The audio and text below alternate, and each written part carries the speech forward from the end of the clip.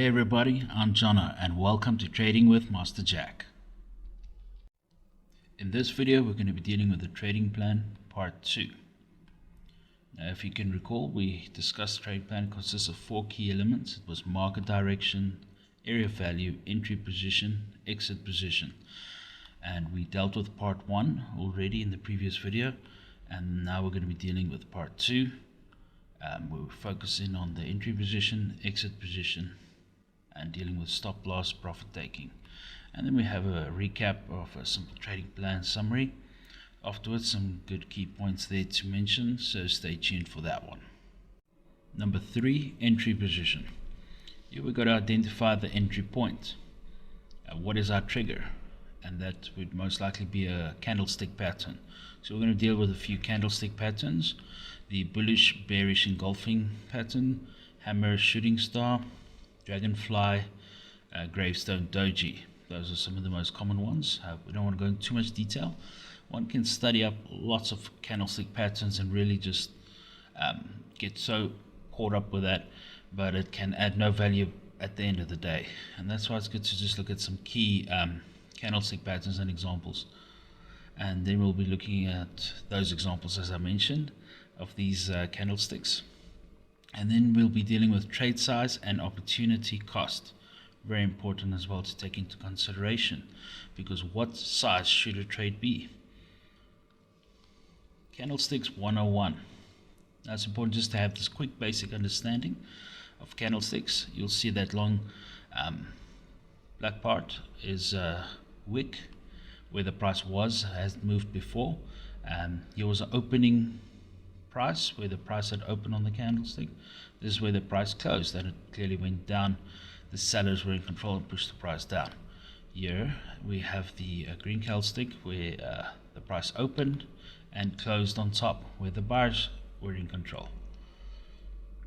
Now, candlestick bullish, bearish, engulfing.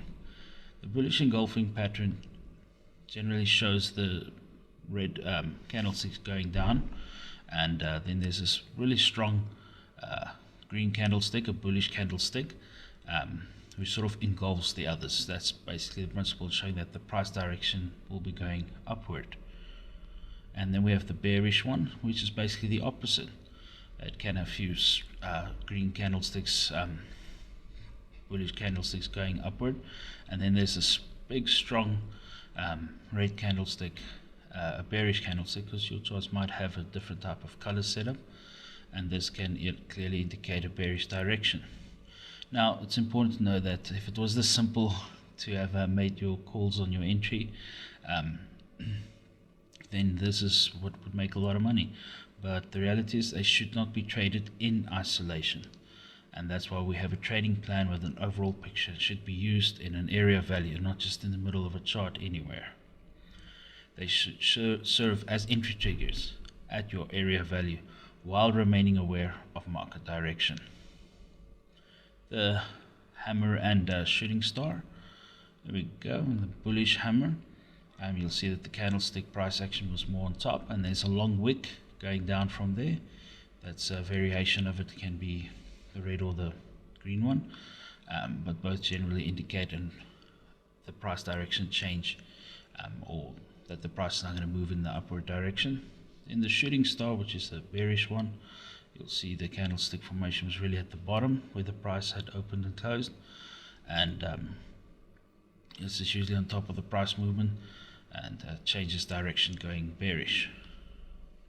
The dragonfly and Gravestone Doji is very similar actually to the hammer and the shooting star, but what simply happens here is that they indicate the same thing in terms of price movement and direction. And the bullish one, where the price, there's also a long wick, and the price had opened and closed at the same place. Likewise with the Gravestone Doji, looking similar to the shooting star, except that the price opened and closed at the same place. You sometimes can get variations where there's a bit of color in here, where the price had opened and slightly had moved in a direction, or even here where it was slightly a little higher from its opening price. And that's just sort of a variation. I mean, you never get 100% this exact look. Just like with the hammers, there can even be a little bit of a wick popping up here or popping down here. The idea is just to get the general pattern that you can recognize at an area value. And now we're just going to look at some candlestick examples. Here's the chart already set with a bunch of support lines that have been already put in, and a resistance line on top. So overall, this is what we have here. Let's go to some examples. See, there's a hammer, long wick formed there. There's the price action where it opened there, went down all the way, came back up there and closed there. And that would have been a good entry point where you would go long. Here's another hammer. See a little bit of a wick there as well. Good indication for going upward. Shooting star. I'm sure you're starting to spot these candlesticks. Shooting star here at resistance would indicate the price going downward. Another shooting star there, and price actually went down quite a bit. Here's a hammer as well, technically at an area value, so this could have also been an entry, but I mean it is also a very tight spot with a resistance line here, not a lot of room to move upward, but of course with a high leverage trade you can easily take some profits there. But the Gravestone Doji here, quite a big one actually, in the small, between the small resistance and support. Not the best places to be taking positions, but there's a variation of the Gravestone Doji nonetheless. There we got a Dragonfly Doji, that's showing the upward direction. The problem with this one though is it's actually in the middle of this resistance and support here, so it's not the best, but it is alongside the dynamic support here of the 50 moving average. So if you were willing to work on such tight spaces, you would know that it would possibly only move this high. And then we've got a bearish engulfing pattern over here. Also actually in the middle area here. So not the ideal position to take, but it is there nonetheless. It is best to always work it from an area of value as a preferred rule in a sense. And then we've got a bullish engulfing technically over here in the middle of the area as well, which didn't work out, and that's why I generally don't like to take or trade candlesticks in isolation like that, because they can really give you some bad false indications. So it was actually a bearish engulfing pattern, this one, and not this bullish one here. It's best to take it from an area value in a sense to reduce the potential risk of losses that you can incur should the price go the wrong direction. Like over here you had a shooting star, but also it wasn't at an area value, and the price had actually continued upward.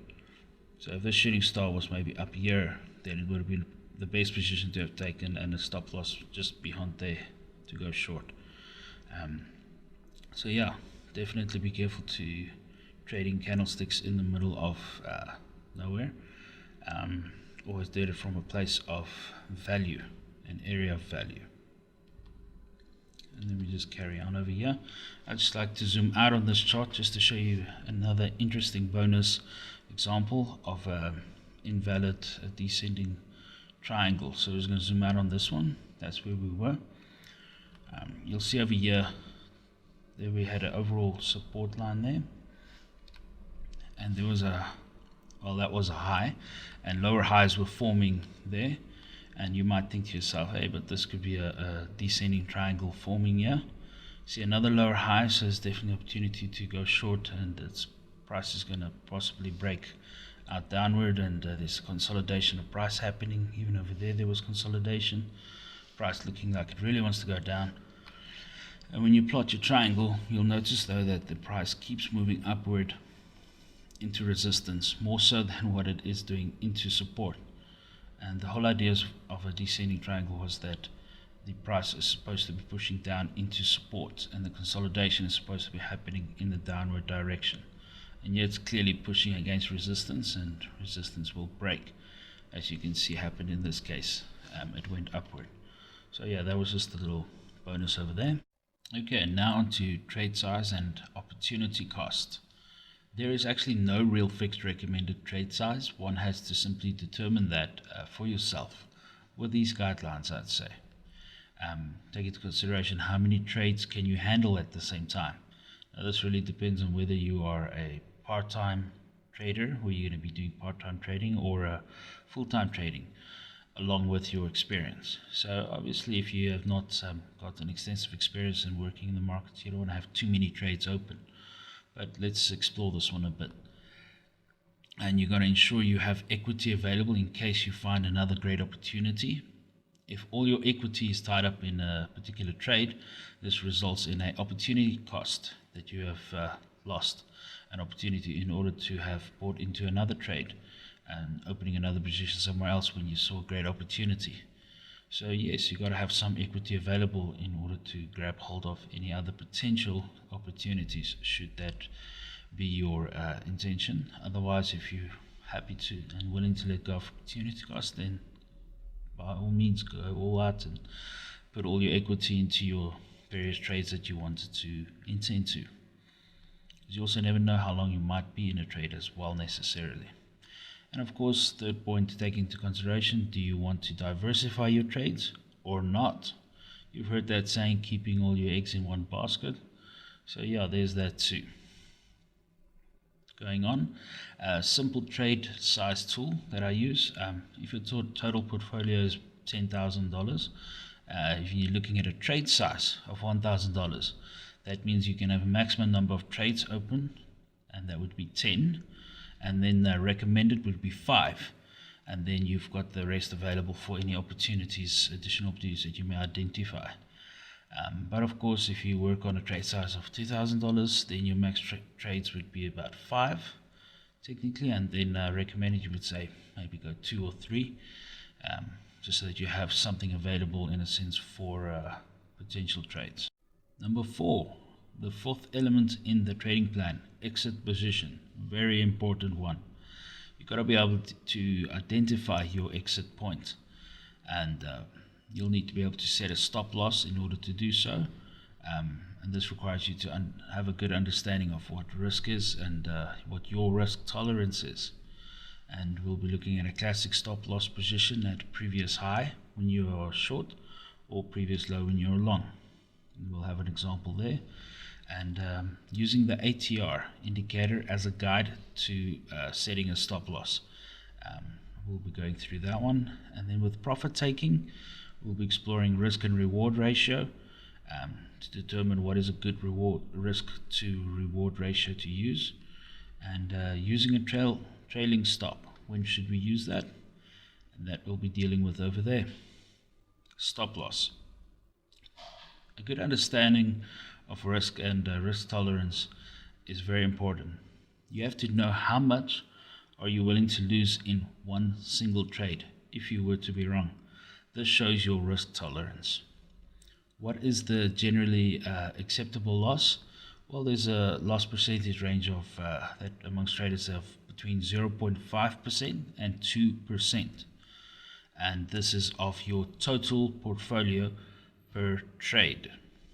So if your total portfolio is $10,000 and your loss percentage you decided to be 2% because you have a rather high risk tolerance and you are not so easily psychologically affected by that, that's another whole topic on its own, the psychology in trading.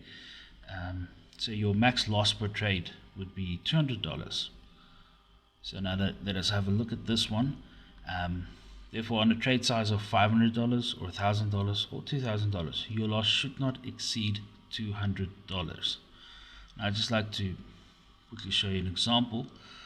If you were to not have a stop loss, what type of consequences could there be? Okay, here we go. So you got the chart in front of you, the USD Japanese yen, and you see for yourself there's looks like a great opportunity to buy in. You set yourself a little trend line here. Put it down there, you see, wow, this is really, it's at a good place, area of value there, lots of support there, and then you also see the MACD showing that it's going to, the MACD signal line is going to intersect the signal line, MACD line, and the stochastic is way down there going upward. Definitely it's going to go upward, this trend is going to continue. So you open a position and you buy here, and we can just mark that off there. horizontal line, and we make our buy in over there. Just make sure the line can be seen. So yeah, you buy in there, going along, and on the next candlestick there, you see it's intersected, it's going upward. Definitely going to be making some good money here. Now of course you're not using a risk-reward ratio in this situation, so you probably would have taken a profit up there if you had a good leverage, but you chose not to because you want to ride a bit of a trend, and you didn't set a stop loss behind this point here, so you're continuing on. Then the price changes direction somewhat, pulls down quite strongly over there, and you think to yourself, no, what's happening here? And then you just see, no, this is just it's normal, it's just a standard pullback, it's going to carry on upward. You're okay, plenty of support there, really strong support. You're going to stay in this position and hold it. And then the next one, you see suddenly it broke far down the support that you thought you had, and it would have hit your stop loss around there, minimizing your loss. But you say to yourself, no, this is still a general area down over here of support, so you're not going to worry too much about it. You even plot a bit of a line there, and you think to yourself, yeah, no, this is a good spot nonetheless. It's going to go back up. This is just temporary, and you leave it, and it continues strongly down. And now the justification starts coming in. You think to yourself, no, this is just a lower support area. This was a very strong move downward in momentum. It's going to have to reverse back up here. I can't take such a big loss. This is just too much loss. So with this strong move down, there has to be a bit of an upward direction. There has to be a return in the price. Then I think I'll close it to be safe. I can't. It looks like this trend is now broken. So as long as it comes back a bit, I don't want to take this big loss. And so you carry on holding it. And I'm sure by then you would have realized you're not going to get that back. So yeah. Now about that stop loss. Going on, a classic stop loss that you set at a previous low when going long. You'll remember this chart from the previous video, the wedge formation that had the tight consolidation of price towards the tip for breakout. And I had an entry position here of when I had the bullish engulfing pattern candlestick. There's the entry point. Now of course, setting your stop loss, you look at the support, the low, the previous low, because this would be the current low that I was also working on within relation to the price. So my previous low would be this one over here, and then I'd set the stop loss actually in this region. If you just did the classic method where setting it at the previous low, you could set a tighter stop loss by putting it, if you considered this to be the low here, and then your previous low would be this line here, then your stop loss could actually have been just over there. And of course I took the profit on top here, as I mentioned. In terms of a risk to reward ratio, it was basically a 1 to 2, maybe a little more risk to reward ratio, but that we deal with a little later on. Now the classic stop loss at a previous high when you are going short. You'll remember this chart as well. Good example to use in this situation. We had our lower highs forming our descending triangle, and of course the false breakout we had there. If you had entered the position after that false breakout when it returned in, then if that was your short position, then you would have set your stop loss most likely on top here, would be the sort of standard one. But that would be a very tight stop loss to have set it just around that area. But the best place would be that the previous high, which would be over there in relation to the price here. But if you, for example, had not noticed a descending triangle, and you saw this dragonfly doji, and you thought to go long in this position, then your entry would have been there, and your stop loss you would have most likely set here at the low, at the previous low here, or technically in relation to the rest of the price chart there, your stop loss could have most likely moved a little further away. Now going on to using the ATR indicator as a guide to set your stop loss. back to that AMD chart again, where we had that entry position there. Now the actual amount at that entry position was 52.80, and using the ATR to set our stop loss. The ATR is a market volatility indicator that shows how volatile the market price is within the relevant time frame. And in this case, we're using the 14 period default time period. Some traders like to use changing this to a 20 to get a better picture, but we're just sticking to the default for now. You'll always see that the market moves from high volatility to low volatility, and we've spoken about that before, and that's exactly what the ATR indicator shows us, the volatility in the market. And here is high volatility going to low volatility, as is clearly evident by this wedge here going into tighter consolidation and the volatility dropping down, waiting for a breakout or a buildup of energy that's currently happening here. And at that point, you'll see there the ATR indicator was 0.44. Now, how we use this to set our stop loss? Well, traders commonly use a 1.5 to 3 ATR multiplier. So here's an example. We take that 0.44 multiplied by 3. We're using a 3 ATR, and that'll give us 1.32. So therefore we'll take the price 52.80 and minus off that. So the example would be x minus 1.32, x being the buying price naturally, and that'll give us an answer of 51.48, and that is then technically where you would set your stop loss if you were using a standard ATR multiplier of 3, if you used it in that sense. But here's a very big but, and that is if you've got a set risk percentage of your total portfolio that you are using and that you're willing to risk, then the question would be, is this ATR multiplier relative to your risk of your percentage of risk? What ATR multiplier matches your risk tolerance? So in this case, what is my risk tolerance? In that example that we worked out, we said 2% of your total portfolio. So in that example, the total portfolio was $10,000. So 2% of that would be $200. So how does that match up? How does that show us where is a good place to put this for our stop loss? So basically, how we would work this one out is you can keep it simple, and you'll just look at the risk amount.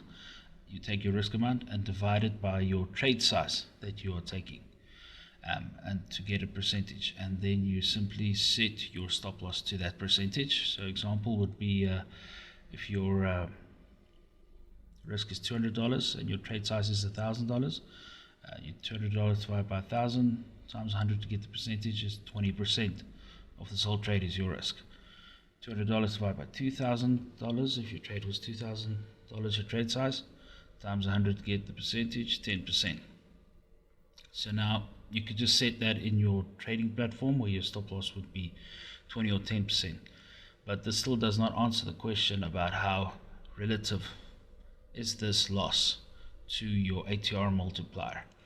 If you wanted to still know how good your risk is, in a sense, if you are putting enough on the table here, does it give you enough room relative to the ATR? How do we work that out? Well, let's give it a go. You look at your ATR 0.44. you got to express it as a percentage of the price. You would work that out as 0.44 divided by the price, 52.80 times 100 gives us 0.8333%. Now if the price moved 0.44 up or down, expressed as a percentage, it would be 0.8333%. It was actually recurring, so I just put it at the fourth decimal place. But now, of course, this does not take into consideration the fact that you may be using leverage trading, and a leverage of 3, 5, or 10 would naturally affect this. So if you're using a leverage of, say, 10, then if the price changes by this much, by this one ATR, your price would change by taking this amount, times it by 10. Let's get an example. Using leverage trading, then it would be multiplied by the leverage factor. So that would be 0.8333% times 10 if your leverage is 10. That is 8.333% realized loss or gain. So if it moves up 0.44 or down 0.44, your percentage would be expressed as 8.333%.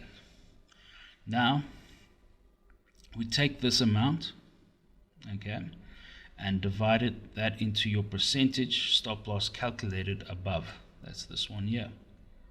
Okay, so let's take A, 20%. That is your stop loss divided by 8.333% gives you a value of 2.4. So therefore, your loss relative to the ATR gives us a multiplier of 2.44. 2.4, sorry. Or in B's case, I've got all the commas in my head here now, going in decimal places here. The 10% would be represented as divided by 8.333%, and that gives us a value of 1.2 as an ATR multiplier. So that sort of shows you that this is a very good ATR set here, and a very good one. And this is all relative to your trade size and what your risk is on the table here. And this can give you a good indication of whether your ATR that you are setting or where your stop loss is being set is good versus the ATR. If this is a little bit unclear, just rewind a bit and watch this section again. You can actually make a nice Excel table spreadsheet. Actually, it's a nice spreadsheet on sort of fixing down the formulas on determining this for you in future to see as a guide. Now into profit taking. Risk-reward ratio. When is a good time to take profit? Remember when I mentioned about risk to reward ratio? You can decide beforehand what type of risk to reward ratio you want to use, depending on your leverage used in trades. The higher the leverage, the sooner you can take your reward. But this can also work against you, because the higher the leverage, the tighter your stop loss will have to be as well. Traders generally use a risk to reward ratio of 1 to 1.3 up to 1 to 4. Therefore, for every $1 risked, your reward should be between 0.3 to $4. Now for the total portfolio of 10,000, your loss percentage being 2%, your max loss per trade would be $200. So if you use a risk to reward ratio of 1 to 1.5, it will be expressed as $200 risk. Should give you a reward of $300. Therefore, when your profit hits $300, you should close your position, unless it is already set to auto close at that profit level, or you're using a trailing stop, which we deal with just now. Now, of course, if you were to express this as a percentage, you would use the stop loss percentage worked out with your risk to trade size. Example of that was then the $200 was your 2% of your portfolio. Your trade size, for example, is 1,000. Times it by 100 to get your percentage after you divide it, that's 20%. If you use a risk to reward ratio of 1 to 1.5, then it will be 20% risk, 30% reward. You would set your stop loss at 20% and your profit take at 30%. Just to illustrate the benefit or the power of using the risk to reward ratio, I'd like to illustrate it in 10 trades, for example. If you had 5 winning trades based off this ratio and 5 losing trades, your total wins would be $1,500, your total losses would be 1,000. And there it's illustrated. Ultimately, you'll have a realized gain of $500 still, which is actually pretty good, taking into consideration that it was a 50% winning rate. So this is still making money off a 50% winning rate by simply applying a risk to reward ratio. Now this risk to reward ratio can be adjusted over time through your experience and your exposure to the markets, seeing depending on the trades that you take and how leveraged those trades are and how often you take them. Obviously, the higher the reward, the longer you might need to sit in that position, and market conditions can change. So yeah, it really depends on your experience there, and how you'd like to set, or by how much you want to set your risk to reward ratio, and something that you can play around with. You can definitely work this out for yourself. Start at some point, maybe a 1 to 1.5, decrease or increase it as you go. Using a practice account to mess around with does help a lot, and can really save you from losing a lot of money. Okay, now to trailing stop of profit taking. Using a trailing stop, this basically allows you to make more potential profits in a strong trend. And doing it manually, you can adjust your stop loss to below the next high low in the price if you are long, or to the or at the next low high if you are short. So if there is a market direction reversal, then it will hit your new stop loss in an area of profit. That would be the whole idea behind a trailing stop. You can set an auto trailing stop as well, if your platform allows for it, that trails a fixed percentage to the price as the price goes in your favorable direction. But yeah, it doesn't always take into account necessarily where the new support levels are formed. It just works on a fixed percentage. Now let's look at an example of a trailing stop. Just using the US dollar and Japanese yen chart. We see there's an uptrend. Let's just say you don't see the rest of the price over there. Actually a little bit there as well, but yeah, we're going to look at our entry position at that area over there. First we've got our resistance. We've got a support line that is formed here that we just plotted. Another support line that we know is an indication where price can pull back to. And then we have this lower support line over here. And of course you see this dynamic support going up along the way here where the price goes back into. Now you're feeling confident that the price had gone back into there. It's not necessarily that it would go back again there immediately, but you never know. But you went by your long position over here because you had this really good hammer formation there, so you went long. Tight stop loss would be over there under this low. To set it under the previous low would technically, well, that would be more the previous low actually, so it would be over here for a more appropriate stop loss if your risk tolerance allows for it. So let's see then. So the price continued up, broke through this resistance and found support again there, technically forming another hammer over there. So you decide, nope, you can move your manually adjust your stop loss to that position over there, and of course the resistance becoming support. Going on, new resistance there, and the price again finds good support over there. In fact, this bullish engulfing candlestick here really puts this to a more positive picture. So you moved your stop loss to that position, and then resistance is in that area. And of course that previous resistance had become support. And so the price again, same story, and you decide to move it up. And looking again here, you see support being found over there. But maybe you didn't necessarily move it up. If you had moved it up, you would have hit your stop loss over there. But if you didn't move it up and the price continued up strong, then you would have had a good place to have moved it up to there. Let's do this one more time, going up, adjusting your stop loss again over there when support was found, and then you let it go. But technically you could have moved it to that position, but ultimately when the price had moved downward in this direction, then your stop loss would have been hit over there. But in the bigger picture here, you actually had gained a significant amount of profit, a much better risk to reward ratio, as you can see over here. And that basically is using the trailing stop manually. Well, there we go. That concludes part 2 of what is a trading plan.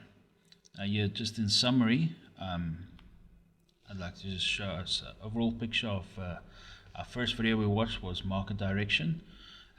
where we dealt with market direction and the useful tools to use there in identifying market direction, area value, all the useful pointers you can put in. This would basically be how you would write out your trading plan, and from there you can advance on your trading plan and just add on to it, giving it some more meat as you grow in your experience and in your winning trades. So yeah, it's best to continually educate yourself and learn as much as you can and develop a very good trading plan that works for you. Ultimately, it's really about setting yourself up for having a higher winning probability in your trade setups. Over here, I've just added a MACD indicator. This really helps as a trend filter as well in the, how you can say, the higher time frames. So you can check out my video on the MACD indicator, its usefulness as well. But I'm also not a big fan of indicators exactly because there's no magic indicator that can help you always have a win. Indicators are just as ultimately really just a guide, and I'll really just use them as a supporting tool and not as the be and end all of my decisions. And also the stochastic indicator, I find it also relatively useful when I'm in an area of value to help me give me a better picture. And I explain about the stochastic indicator as well. You can see how that can fit into your trading plan. And that basically concludes that. As you know, your trading plan must always evolve over time, and as you grow your knowledge and you back test your knowledge, is always a good thing to do. You have to see what you've learned, does it work, and how often does it work. And remember, trading is not a get-rich scheme, but a get-rich-slow scheme. You must be in it for the long game. If you enjoyed this video, hit that like and subscribe button so that you don't miss out. Happy trading, and may the trend be with you.